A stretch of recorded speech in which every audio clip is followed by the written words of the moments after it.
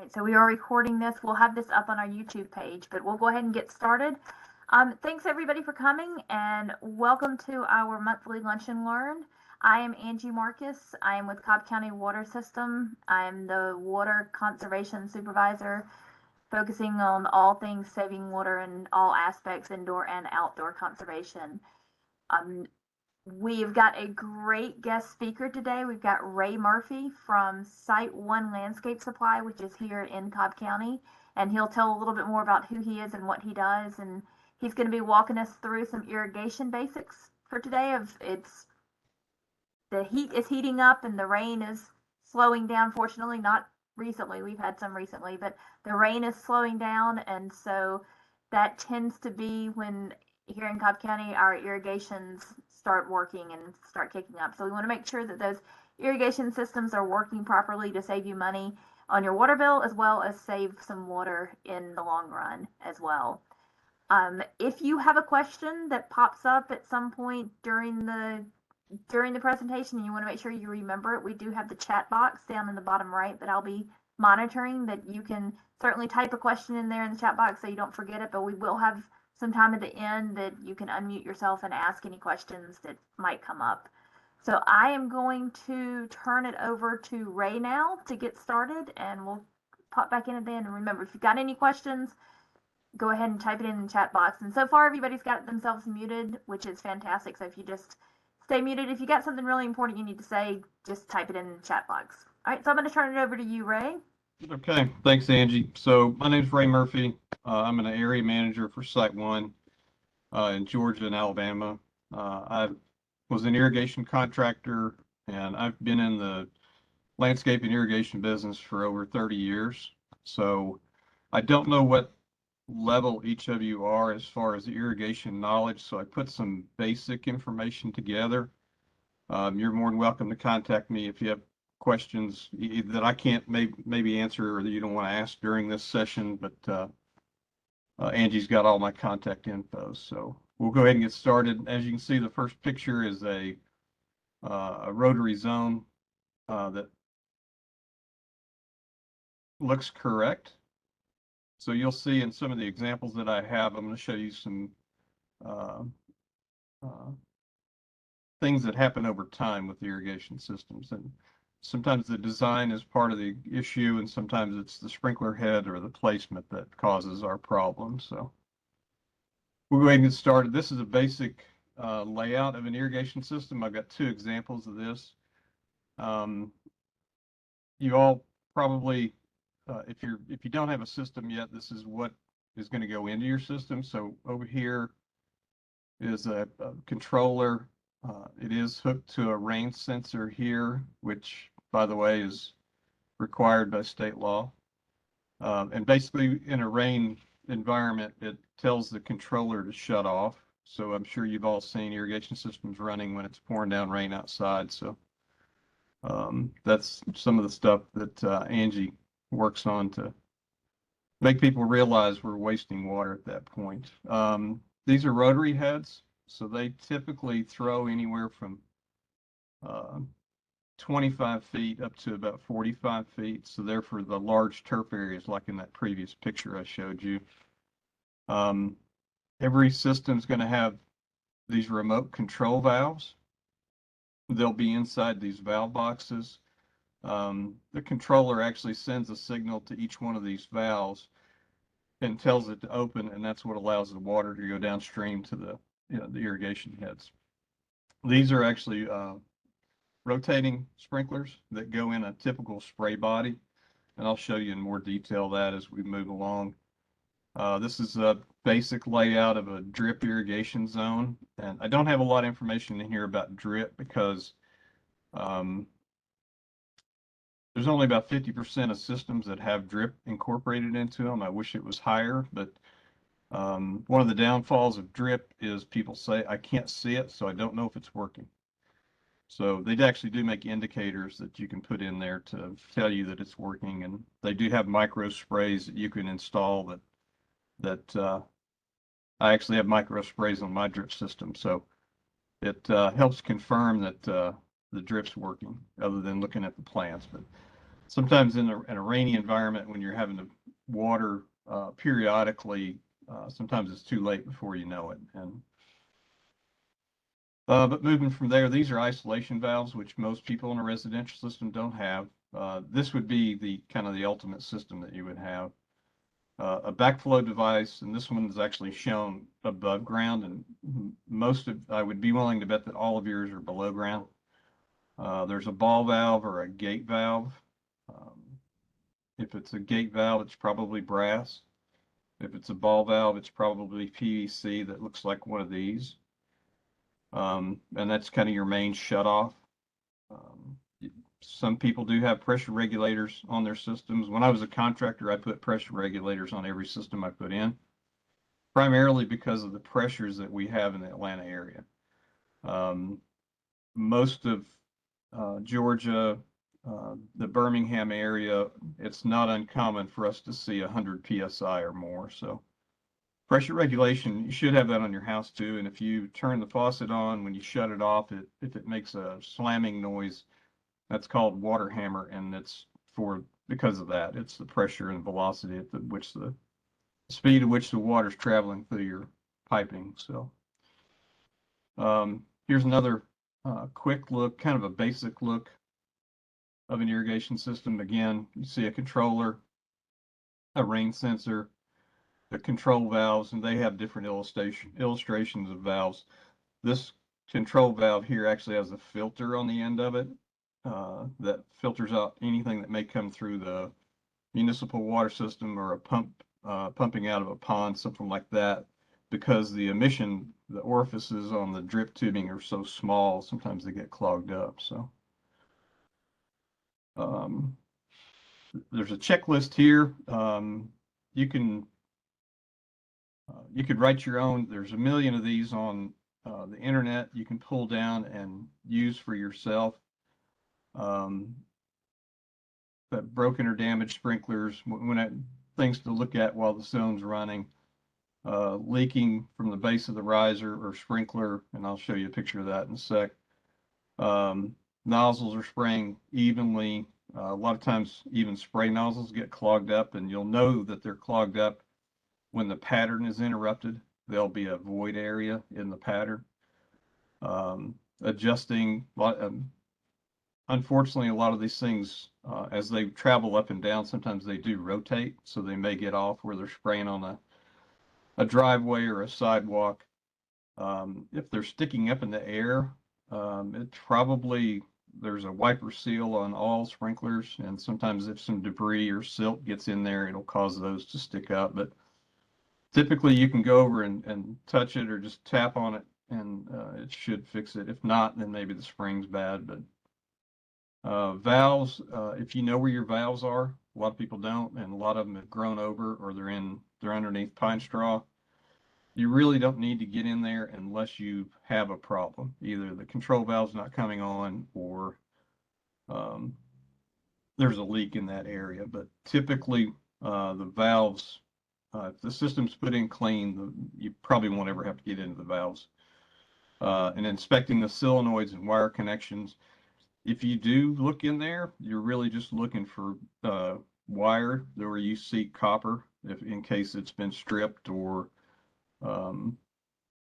if you've had somebody out and they're planting, and next thing you know, there's a shovel in the ground, you may have to start at the zone valve and find out if you're getting power to it or not. But controller, this is one of the main things that I see and I get questions about is the time and date obviously is important, but the run times, the number of days you're watering. One of the things that they don't have on this list is the programs. So a lot of modern controllers have sometimes up to 6 different programs. And a lot of people think you have to have Zone 1 has to be on program 1. Zone 2 has to be on program 2. And that's not the case.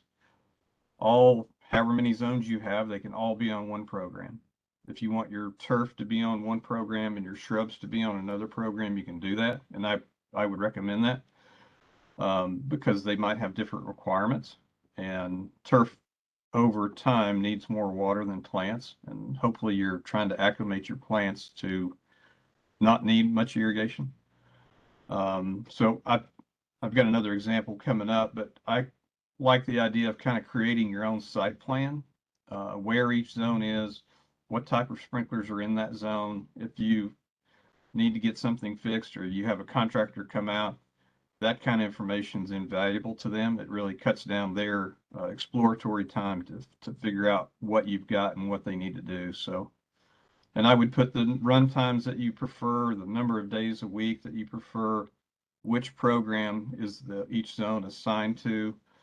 And then in this next example, you can see this is just a real basic layout. So they show zone 1 as spraying, that's what the blue is, and they've color coded the valve. So, but just a basic explanation of where your zones are sometimes can really cut down on a repair for a contractor at your house. So this is pretty common. I know just about everybody's seen this at some point. It's either missing the nozzle or the top of the sprinkler's been broken. We call this mower blight in the industry. So a lot of times if the sprinkler head's too high, the lawnmower is going to cut the top off of it, and this is the next cycle. So that's got to be dug up to be fixed. And a lot of times, sometimes you can just replace the insides of a sprinkler and not have to replace the entire sprinkler. So the pressure issue I mentioned earlier, this is if yours are doing this and your pressure is too high, it causes the sprinklers to fog or mist. And what it does is it really interferes with the distribution uniformity. So these sprinklers are meant to apply a certain amount of water per square foot for the area that they cover. And when this happens, especially early in the morning, we may get a little wind first thing, and when the wind catches this, it just carries it off. So, but that's a sprinkler under high pressure, and you can use a pressure regulating head. They do make devices you can install right in the sprinkler or right underneath the sprinkler, or you can use a pressure. We call it a PRV. It's a pressure regulating valve that you can put on your entire system. So. This is the case where the connection at the bottom of the sprinkler is broken. That again is going to have to be dug up and repaired. This is probably a 90-degree elbow that's got a split in it from either a car driving over the sprinkler, or very rarely do they go bad on their own. It's usually caused by something. So, and this is the most common type of connection between the sprinkler and the PVC pipe. There's multiple types of these. Some are rigid pipe with flexible or with multiple elbows so they can go up and down. This is the most common, and this is a really easy fix if you have to fix this. And typically where that laser pointer is, that fitting right there in that last picture is probably what's broken. So. This is a rotary sprinkler, and you can see it's spraying from around the cap. This is the cap, and this piece actually screws on and off, and you can replace the inside of that sprinkler. This cap is either come loose or it's got a crack around the bottom of it. That one's probably going to have to be replaced. So, but that's pretty common for that to happen as well. And the older the sprinkler is, the more likely you're to see this type of stuff. This is pretty common. The system's put in, and after a few years, the thatch and the turf starts to build up, and the system's never maintained. So the sprinkler heads are actually popped up and working. It's blocked by the turf, and it looks like, to me, like there's a little too much pressure there, so that's not helping any. And you can see by looking at the picture, it's green right here. And then as you get away from the sprinkler, it starts to turn yellow. So this is not bad. I have seen it to where there's donuts around sprinklers that are low pressure or too high pressure. and no water gets to these areas, and it actually turns them brown. But you can see how it's streaking. You can see it in front of every one of them. It streaks, and there's hardly any water getting out here. So they do make extensions. They make what's called a polyriser, and you can unscrew the sprinkler head, and you can adjust the polyriser from a 1/2 inch up to 6 inches to raise the head. You can put in a taller head. And again, they make these sprinklers with, it's called a PRS device that goes in the bottom of the sprinkler that regulates the pressure. For these type of heads, we recommend the recommended pressure from the manufacturers is 30 psi. In the rotor heads, it's up around 50. And some of the rotating sprinklers, the recommended pressure is 40 psi. So, and they're all made to perform optimally at those pressure ratings. This is a rotary head that has low pressure. There weren't a lot of pictures of low pressure that I could find, but this is the perfect one because you can see it's just a solid stream. It's probably shooting about 3 feet.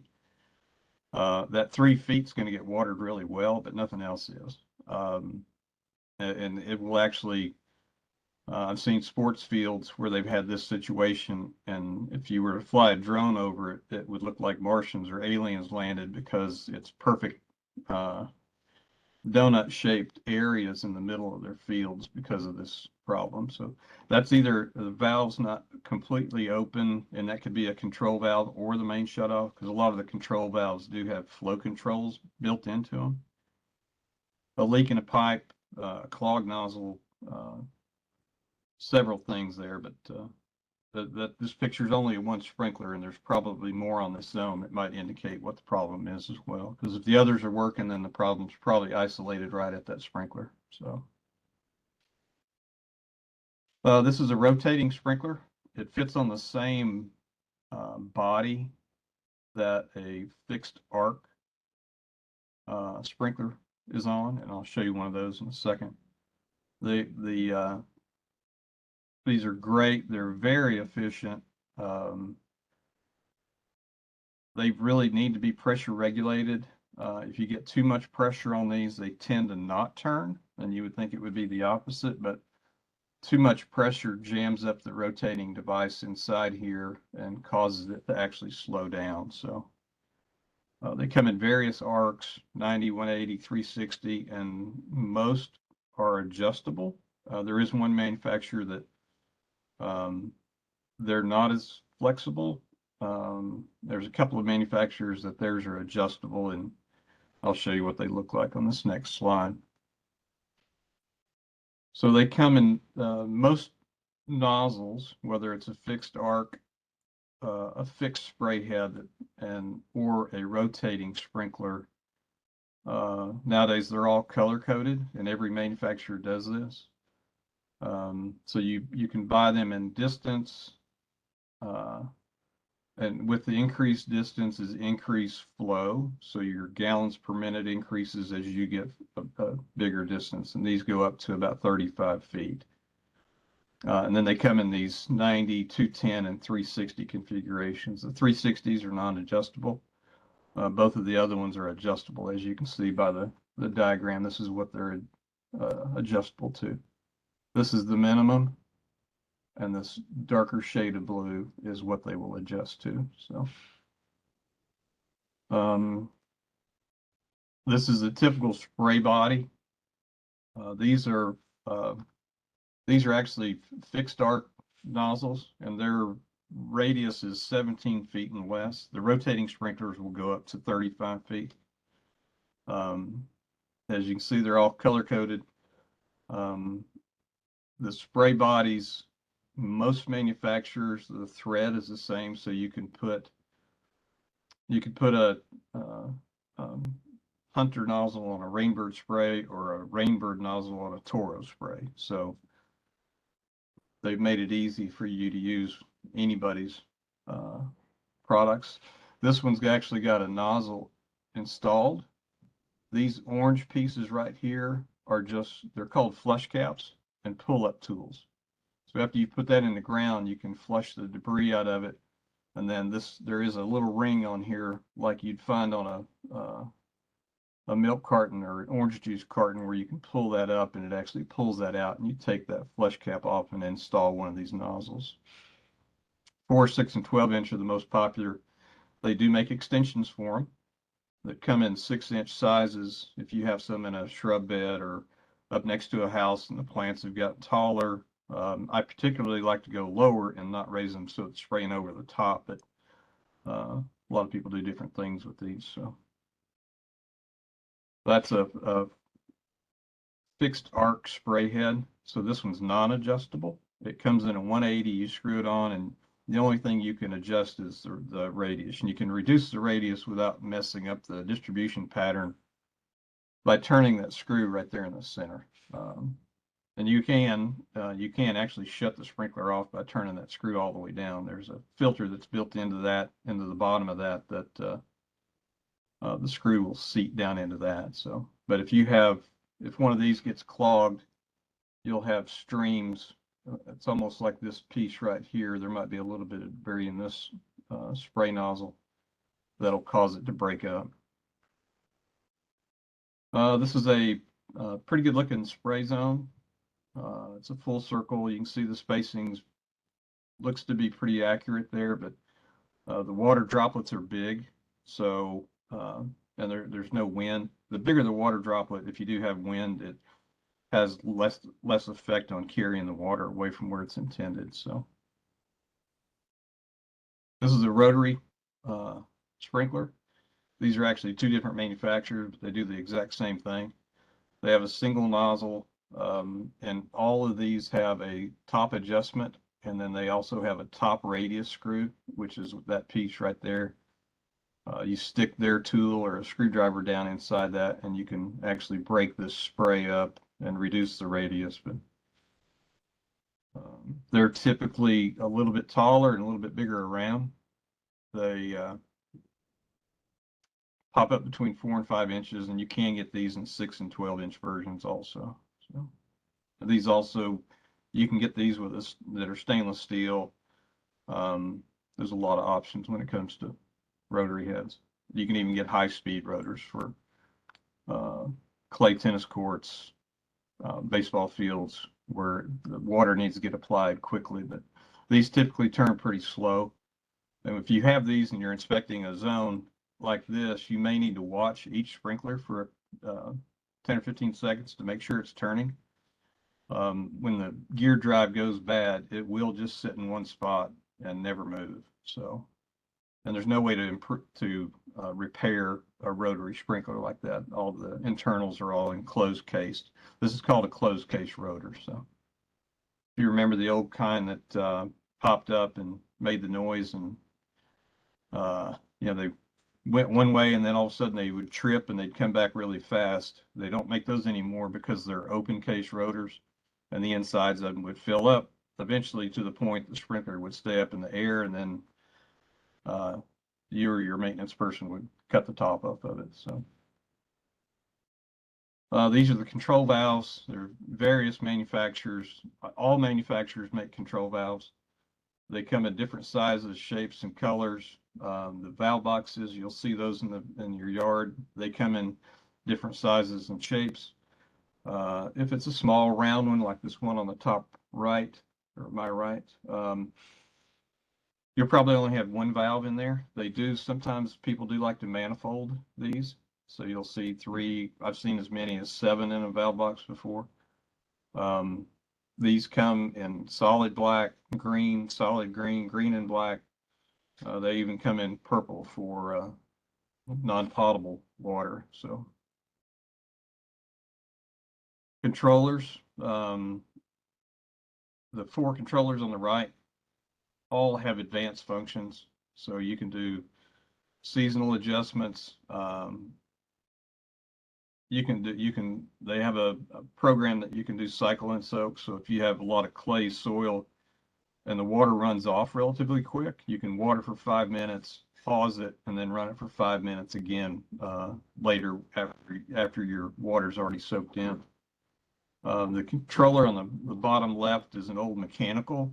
If you still have one of those, I would appreciate it if you'd call me, because I'd like to come buy it from you. So those are real reliable. I know we still have some in our nurseries that still function, and those come as small as a 4-zone all the way up to a 32-zone. They're electromechanical is what they're referred to. Don't see a lot of them anymore. And we actually, if you have one, you can actually probably get a rebate. And Angie might know the answer to this. A lot of the municipalities will offer you a rebate to change to a smart controller, which is what these ones on the right are. We just ran a program sponsored by all the manufacturers. We do a controller trade-in program, and we offered deep discounts for contractors that bring us one of these old antiques and buy a new controller. So multiple programs, multiple functions. You can hook multiple sensors to these. There's a lot you can do with these controllers. And simplifying what you do and having it down on paper really makes a difference, because they all have 4 to 6 programs. And if you're trying to put different stations on different programs, it doesn't take long to get confusing, because now you've got the program start times and run days for each one of those programs. So simple is better. These are some of the sensors that are offered now. The one on the top left is the most popular and the most basic sensor out there. It is wired, so those 2 wires have to go down to your controller. When it rains, there's actually in this top piece right here, and in all these, there's a, believe it or not, there's a piece of cork in there. And when it rains, the cork swells, and that's what shuts your controller off. So there are some that are more advanced. I mean, you could install a mini weather station on your house, but it probably costs more than your system did to begin with. But these are some of the wireless. All manufacturers make them. This piece obviously goes outside. This piece, this is a gutter mount that Rainbird offers. All these go outside. This one's actually a wired. This actually just wires up into your controller. This piece goes inside next to your controller.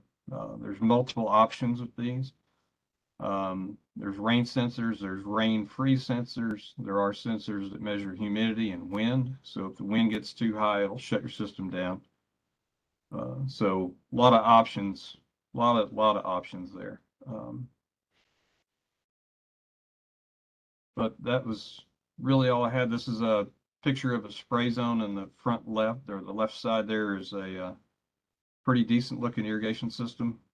Spacing looks right. Nozzles, or the water droplets, look like they're performing well, and on the right is the rotating sprinkler, same body, just a different nozzle. And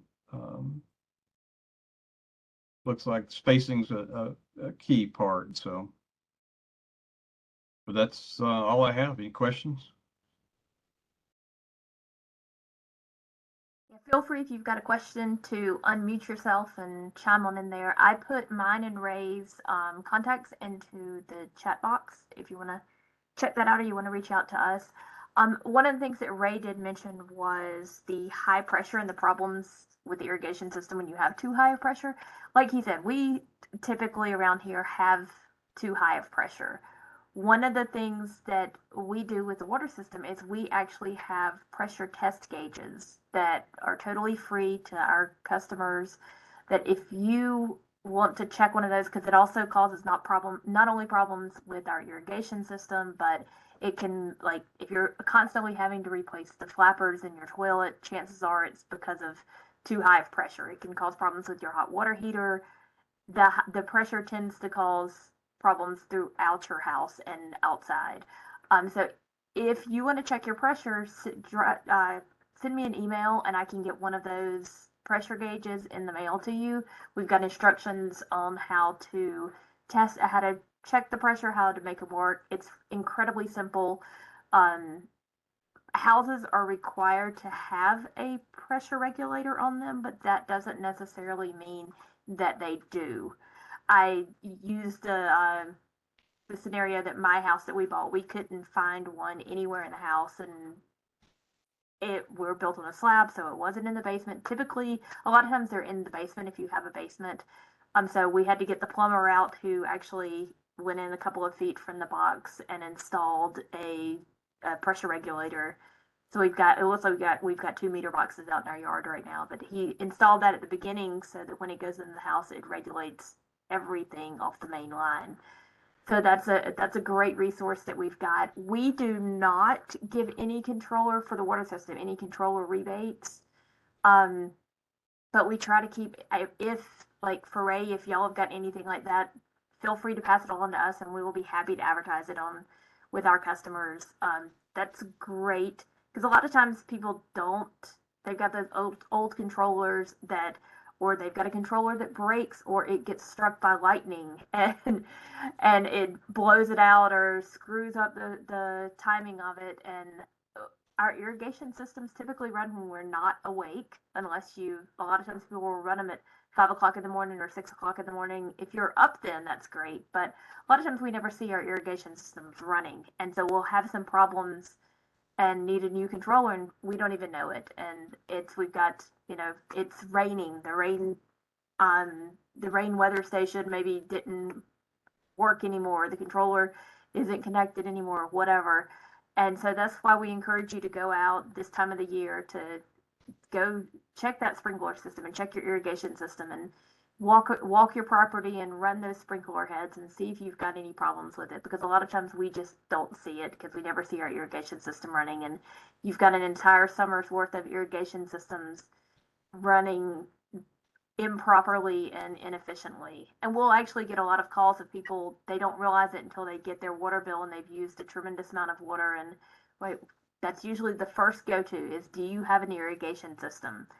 Have you looked at when your irrigation system's running and how it's running? Well, no, I haven't. And typically that's the problem. And they've got a leak in their irrigation system somewhere. Or they've got a sprinkler head that got run over by the lawnmower and it's just gushing out water whenever it runs. And so that's why we encourage everybody this time of the year right before they start it back up and right before it kicks in, to go out there and take a look at it themselves. And call a professional if you need anything replaced that you don't feel comfortable doing yourself, or I have no idea what I'm doing. So definitely call a professional with that.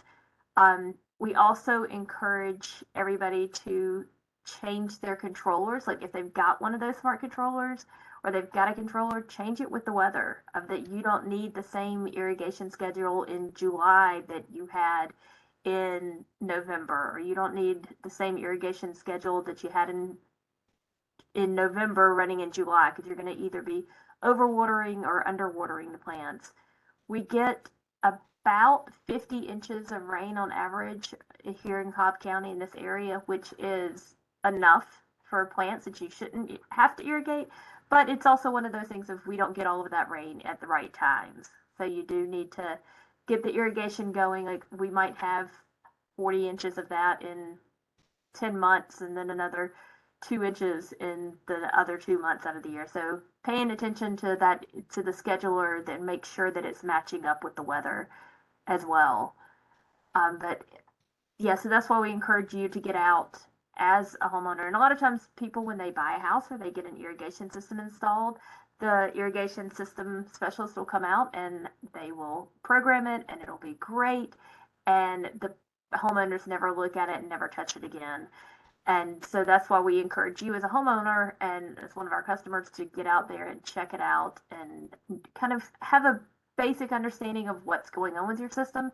So if you do have some problems, like Ray said in the presentation, if you can narrow it down to a zone with a specialist that comes out and say, hey, here's what needs to be looked at, you've got a little bit better idea of what's going on with your system.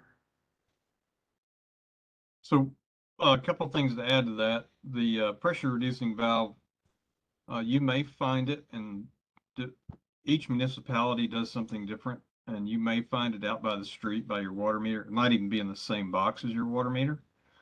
Mine is located right above my water tank, my hot water tank. So, which is better for me because the hose bibs on my house are before the pressure reducing valve. So I've got really good pressure coming out of the hose, but anything inside the house is regulated at that pressure reducing valve. And what Angie was talking about, you may want 100% in June and July, or if you have a new planting, if it starts to rain, we get into those cooler months in the fall or even in the spring. If you like how your program's set up, most of these have a seasonal adjust, which is right here, right here. This one's in the programming. I can't see where this one looks like it's right there, but you can take it from 100%, which is what it comes preset on, and you can run that down to 50% or 60%. And if you had 10 minutes on your zone, you take it to 50%, it'll now only run for 5 minutes. So it's a real easy way to adjust your run times based on the seasonality or what's currently happening.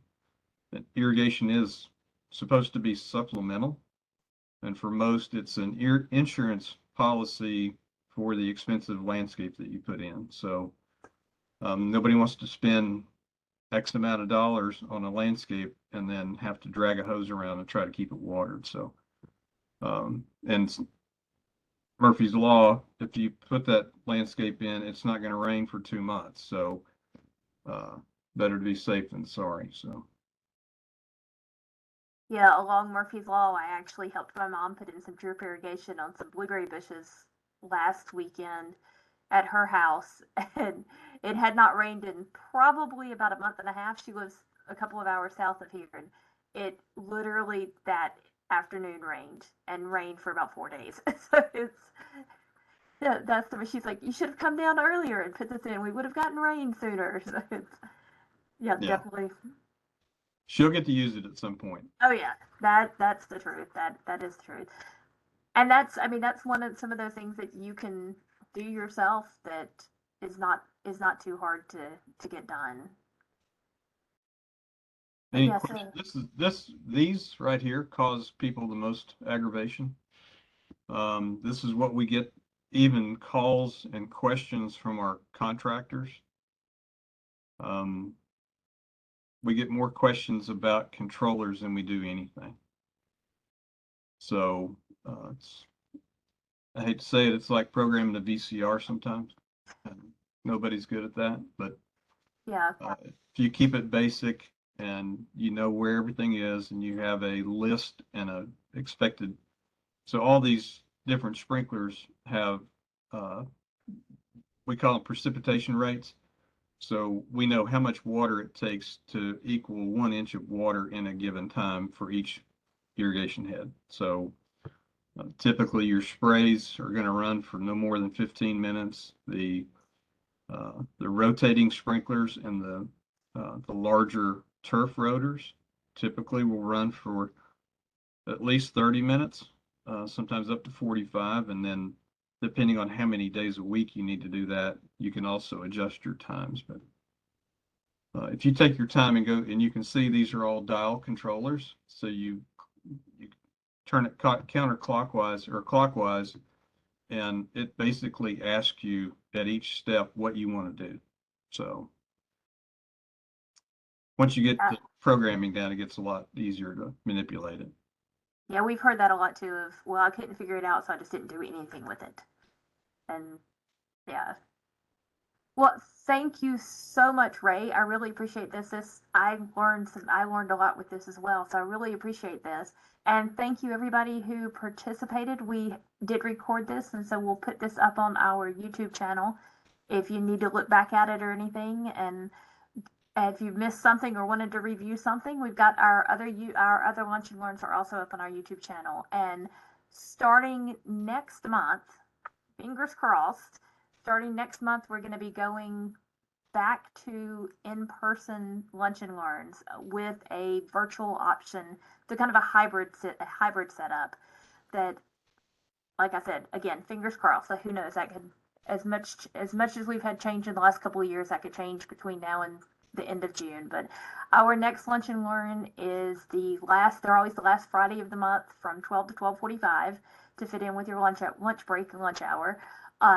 but it will be on Cobb County's drought response plan, which kind of ties into this because we'll be focusing on a little bit on the irrigation with that as well, and like what it comes up with irrigation and how it relates to that and what you can irrigate. Of hopefully we won't have a drought this summer, but just in case, we want everybody to be prepared with that. So I appreciate everybody, and if you think of any questions, like I said, I put my email and Ray's email into the chat down at the bottom. So if you think of any questions, feel free to reach out to us and we'll get an answer back to you. But thanks so much and have a great 3-day weekend and holiday weekend. And if you have Monday off, enjoy your day off. So thanks so much for coming. Thanks, everybody. And Bye-bye. I'm gonna